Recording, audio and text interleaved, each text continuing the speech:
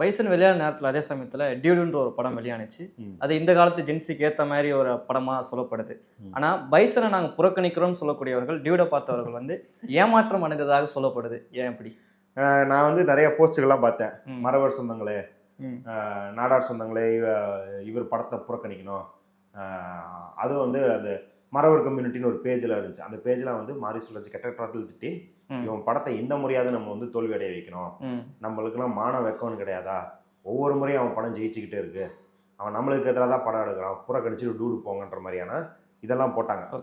Facebook page, இந்த சாதி சங்கங்கள் பேஜெல்லாம் போட்டாங்க. அடுத்த நாள் பார்த்தா டூடை கெட்டத்தில் திட்டி நிறைய பேர் பதிவு போட ஆரம்பிச்சிட்டாங்க. என்ன அப்படின்னா, அந்த சொல்லுவாங்கல்ல, எரியிற நெருப்புலேருந்து எந்திரிச்சு போய் எண்ணெய் சட்டிக்குள்ள விழுந்தானான்ற மாதிரி இதை புறக்கணிக்கிறோன்னு போய் அதில் பயங்கரமான சமத்தியாக அடி வாங்கிட்டு வந்துட்டாங்க. ஏன் அப்படின்னா, அது வந்து நேரடியாகவே தாக்கிடுச்சு. பைசன் வந்து ரொம்ப நுட்பமாக பேசக்கூடிய படம். டூடு நுட்பமாலாம் பேசல, நேராக வாயிலே போடுறா அப்படிங்கிற மாதிரி டப்புன்னு அறுவாள் எடுத்து வாயில போட்டுருச்சு.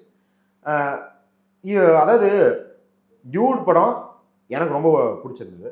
அதில் ஆப்வியஸாக சில குறைகள், சில சிக்கலான பகுதிகள் இருக்கலாம். ஏன்னா அது வந்து இளையவர்கள் எடுத்த படமாக இருக்குது, முதல் படம் எடுக்கிறாங்க, நிறைய பிரச்சனை இருக்கும்.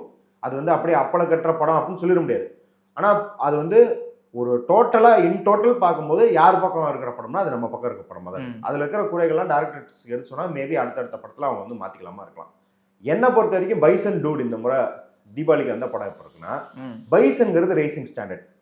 மக்கள்கிட்ட ஏற்கனவே ஒரு சரிப்பா நீ நானும் ஒன்று அப்படிங்கிற ஒரு சிந்தனை இருக்கு. அது டேய் நீ நானும் கூட்டு சேர்றதுனால தாண்டா இங்கே ஒவ்வொரு வெற்றியுமே சாத்தியமாகுது அப்படின்னு அடுத்த லெவலுக்கு எடுத்துகிட்டு போகிறது. ஆனால் இன்னுமே நீ நானும் ஒன்றுன்னு ஒத்துக்கவே இல்லாத ஒரு சமூகம் இருக்கு இல்லையா, அதுக்கு நேராக வெகு மக்கள் முள்ள எளிமையாக தான் டேய் அவ்வளோ ஆணவம் தான் நீயே போய் சாவிடா அப்படிங்கிற ஒரு பாப்புலர் ரேசிங். இது டூடு வந்து ஒரு பாப்புலர் ரேசிங், இது வந்து ரேசிங் ஸ்டாண்டர்ட் அப்படின்னு ஒரே தீபாவளிக்கு நம்மளுக்கு கிடைச்ச ஒரு பெரிய பொக்கிஷமாக தான் இந்த தீபாவளி இருக்குது.